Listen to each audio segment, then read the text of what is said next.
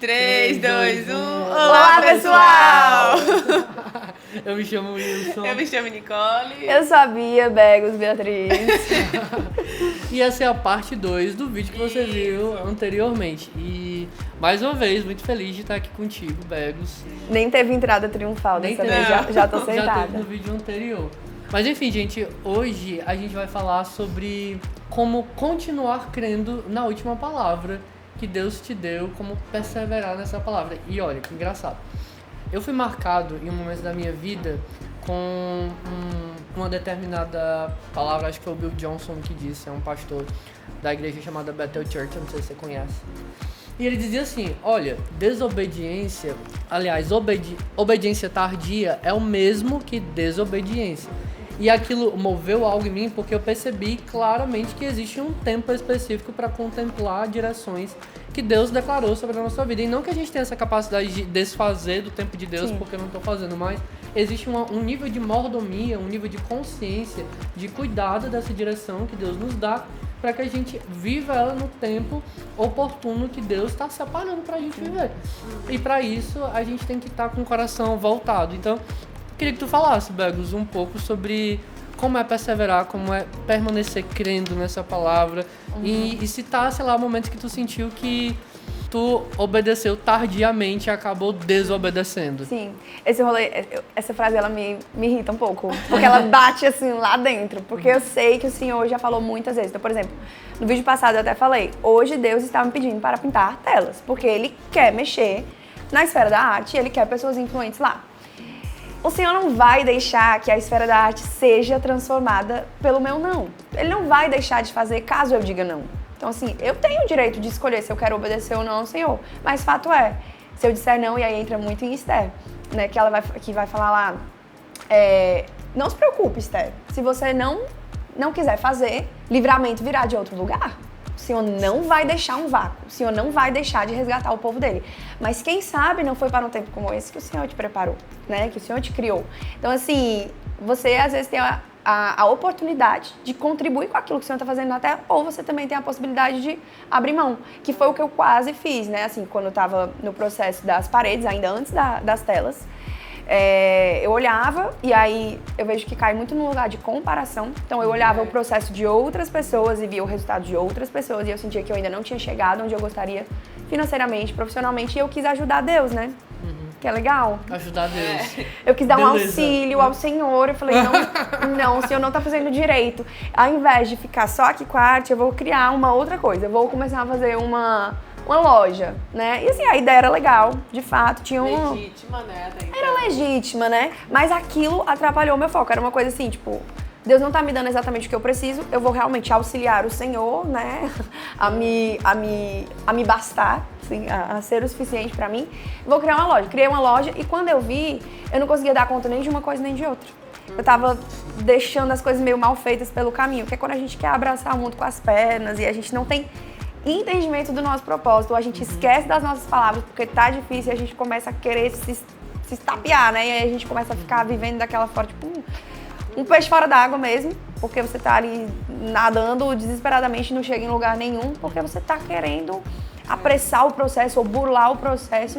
Então eu fiz essa loja e ela me distraía. Eu gastava muito do meu tempo tentando fazer algo que o Senhor não me pediu.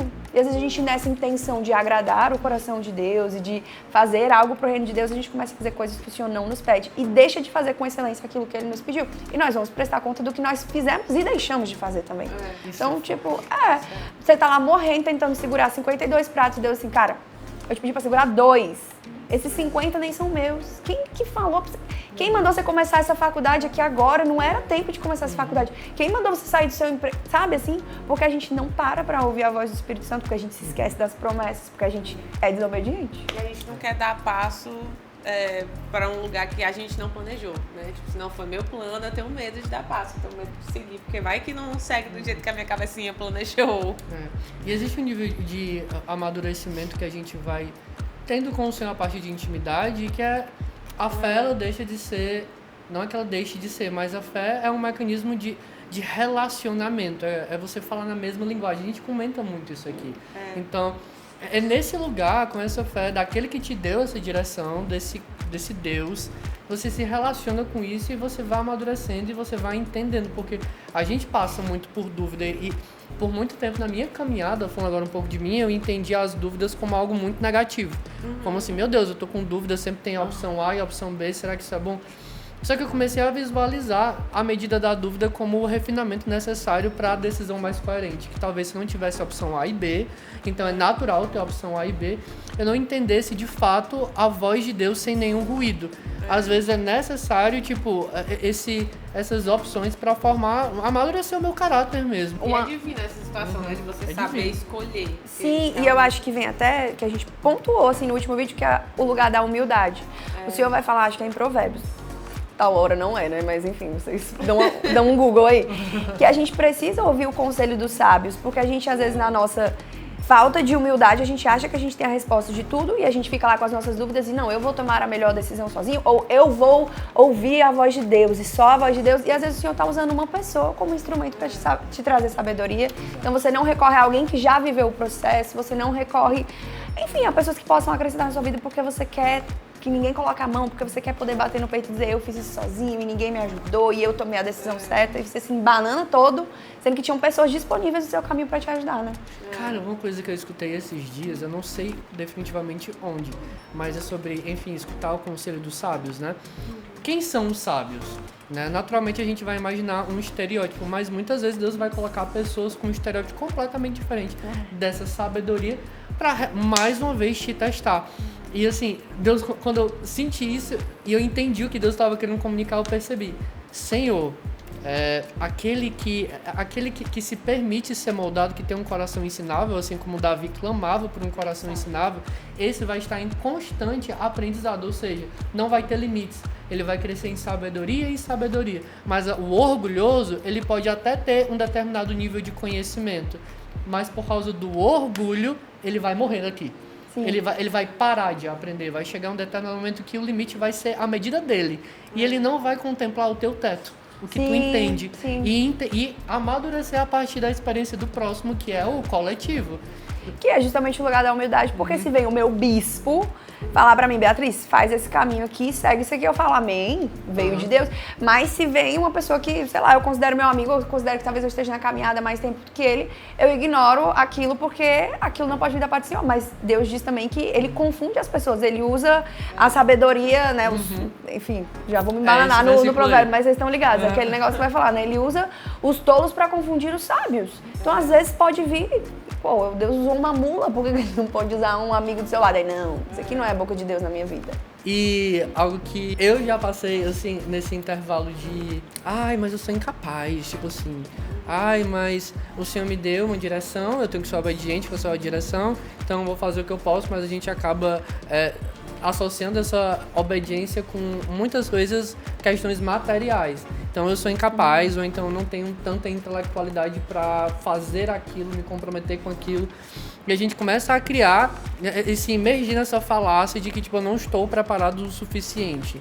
Eu não estou, tipo, enfim, contemplando aquilo o suficiente para fazer. Só que nesse local de relacionamento com a fé, os atributos que estão no Senhor, por estar contemplando a presença de Deus através da fé, vão vir até a mim em algum momento. Então, se for a intelectualidade, a sabedoria de Deus para mim é prometida. Então, com isso eu vou conseguir levar a mensagem de uma maneira mais clara. Se for algo material, a palavra diz que Ele é o provedor. Então, o Senhor é o bom pastor e nada em mim faltará, inclusive questões materiais, não só materiais. Então, quando eu me relaciono com a fé daquele que me deu essa direção, quando eu entendo qual é a direção, se é o A, se é o B, assim como você estava com a loja, se era os quadros ou se era a loja, isso em mim, a minha mente, ela vai sendo renovada, eu vou tendo acesso à opinião de Deus, porque Paulo fala, né? Vós, igreja de Cristo, tem a mente de Cristo, ou seja, os pensamentos de Deus estão sobre a minha mente, eu tenho acesso através do Espírito, então o Espírito vai me dar. E eu sei que você pode olhar para esse vídeo e pensar até assim, como eu já escutei muitas vezes, Deus se importa mesmo com isso? Deus realmente tem mais o que fazer, né, do que estar pensando no meu trabalho. É claro, porque é o que a gente estava falando no outro vídeo. Deus, ele quer a influência dele chegando em todos os ênfases sociais. Ele quer a palavra dele. Então, se o meu testemunho leva a Deus e eu me relaciono com essa fé, uma hora ou outra, ele vai ser manifesto naquele lugar, vai ser entronizado naquele lugar e vai dar glória a ele. Então, ele se importa sim. E um ponto muito crucial é de que cada pessoa vive a sua história com Deus, cada pessoa tem uma direção diferente. Mas todos são sujeitos a tropeçar na sua própria pressa, né? Então, por exemplo, se eu recebo uma instrução se a Bia, por exemplo, recebeu a instrução de continuar com as artes, continuar com os quadros, e apesar dela não ver fruto nesse período, ela querer inventar umas passos a mais só para apressar o resultado, isso aí poderia ter sido uma pedra de tropeço na tua vida. Apesar de ser legítimo. Ela pode até dar continuidade nessa loja tal hora em outro momento. Pode ser que em outro momento ela ressurja, quem sabe. Pode ser que tivesse sido até um desejo do coração de Deus no coração da Bia, só que veio antes, num tempo que não era pra vir. Então essa pressa poderia fazer ela tropeçar. E isso acontece demais na vida quando se diz respeito à saúde. Cada pessoa tem um processo, cada pessoa tem um metabolismo, a gente já falou isso várias vezes. Sim. Cada pessoa precisa de uma estratégia completamente individualizada. Se eu me apresso, se eu invento moda, se eu quero copiar a vida de fulano de blogueira, eu vou tropeçar. E isso vai ser até uma frustração a mais, que nem foi Deus que planejou que tivesse na sua caminhada, né? Quem nunca caiu nisso aí? Foi a mulher que nunca caiu nisso aí, vem conversar comigo. Veio do céu, exatamente. Vem conversar comigo que eu quero te conhecer. Que você não olhou pra blogueira e falou assim, acho que se eu passar um dia sem comer, vou acelerar esse processo. Vou acelerar. Se eu não tomar esse remedinho, não vai dar certo. Essa injeção aqui vai acelerar tudo na minha vida. Você perde a sua individualidade, né? Com esse princípio de comparação. E a gente já citou até outras vezes aqui a respeito de metabolismo e etc. Que é diferente. Só que a sociedade estimula isso, meu amigo.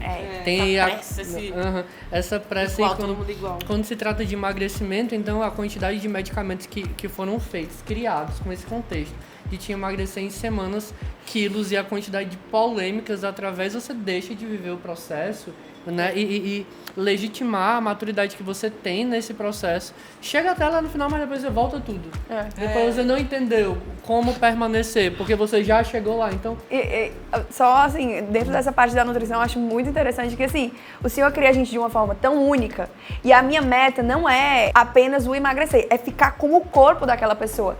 Não entendendo que ainda que eu malho o mesmo treino que ela, como da mesma forma, enfim, eu nunca vou ficar com aquele corpo, então eu sempre vou estar frustrada, porque eu tô literalmente querendo anular a minha individualidade, a forma perfeita como o Senhor me criou pra ser, porque eu tô sempre insatisfeita. Isso gera um lugar de extrema ingratidão, né? E aí a pior coisa que a gente pode alimentar no nosso coração. É uma grande pedra.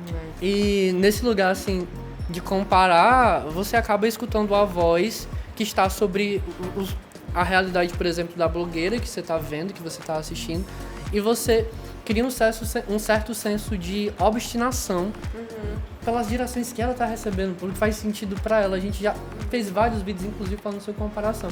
Só que trazendo um pouco para o contexto de permanecer crendo naquilo que Deus falou para você, a individualidade é um princípio muito importante. Então, a grande verdade é que nós temos que ser obstinados e gritar, assim, ser obstinado. A Nicole vai já falar de Timóteo, que era um personagem bíblico que era obstinado, agressivo com as promessas que Deus tinha dado para ele.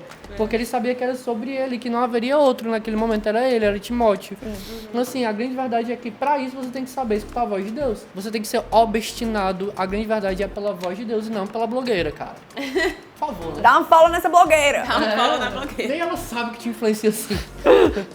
O versículo que embasa muito essa ideia da agressividade, de manter a palavra que o Senhor te deu, tá em 1 Timóteo 1, 18 e 19, né? No final fala assim: que firmado nelas você combata o bom combate, mantendo a fé e a boa consciência, porque alguns, tendo rejeitado a boa consciência, vieram a naufragar na fé. Então a gente percebe que é muito necessário você se apegar às palavras do Senhor da forma que vai fazer sentido pra você. Sim. Então, pra Bia vai ser de um jeito, pra mim de outro, pro Wilson de outro, mas o Timóteo, ele deixou esse grande exemplo de que a gente precisa receber, a gente sabe que vai receber algo individual de Deus e de que a gente precisa se esforçar pra se apegar a isso de uma forma única, pra que a gente nunca venha a tropeçar, né? Porque a pedra nem vem de Deus, a gente que coloca no meio do caminho. A pedra foi a gente que botou. Foi a gente que criou a pedra. Porque as pessoas, o mundo tem uma expectativa, as pessoas, o povo de Deus, e vê o testemunho do que Deus vai fazer na tua vida. Então, no mínimo, é na tua vida. É o que Paulo estava falando aqui para Timóteo. Olha, cara, muitos fizeram da fé naufrágio, acabaram. Esse foi o testemunho. Fizeram da sua fé naufrágio pro povo, e por isso o povo não recebeu aquela medida, porque a galera não entendeu o que queria. não entendeu, talvez se comparou, ou então talvez não entendeu a medida de Deus pra eles. Enfim, são vários talvez. E do Talvez. mesmo jeito que Deus tem algo pro Wilson, pra mim, pra Bia, Deus tem algo pra você. E tem um impacto que só a sua vida poderia causar no ambiente que você está. Mas se você não fizer, Deus vai ter que usar outro. Amém. Né? Só um versículo que me veio, por isso que eu tava mexendo no celular, tá? Eu tenho licença poética pra mexer. Porque eu cito as referências todas erradas, aí eu fiz questão. Porque Mateus 11:12, que vai dizer: desde os dias de João Batista até agora, o reino dos céus é tomado à força, e os que usam de força se apoderam dele.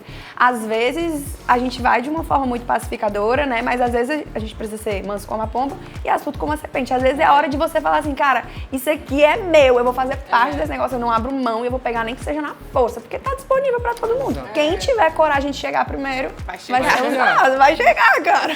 E eu tenho certeza que tu que tá vendo esse vídeo aí, já fez aquela oração perigosíssima, assim como eu, já fiquei, rapaz, Senhor, se o Senhor estiver fazendo alguma coisa aqui na juventude, em Fortaleza na terra, me deixa participar, por favor. Aí Deus te coloca e tu quer fazer o do outro, não quer fazer o teu. Mas esse não tá legal. O meu é mó pai. Esse meu é mó pai. Se você gostou desse vídeo, não deixa de dar o teu like, de compartilhar esse vídeo, porque foi muita alegria nossa receber aqui a Bia mais uma vez nesse Amém, vídeo. fiquei muito feliz. A gente tem uma comunidade chamada Comunidade Emmet no WhatsApp. E o link da comunidade está aqui debaixo na descrição desse vídeo. No mais, querida Begos, fale quais são suas redes sociais. Ai, gente, é Begos em todo canto, mas tem um underline na frente, porque tem algum Begos em algum lugar que ele pegou sem underline. E eu não consigo denunciar a conta dele. Mas enfim, underline Begos, TikTok, Instagram. Aí tem o podcast agora também que eu faço parte. Podcast. Aí eu não sei não, aí vocês deixam os links aí, porque nem eu sei. vai deixar é o link recente. aqui na bio. Mas me segue lá. É o podcast puro e simples. Isso. Não deixe de conferir todas as redes sociais. Beijo. Beijo.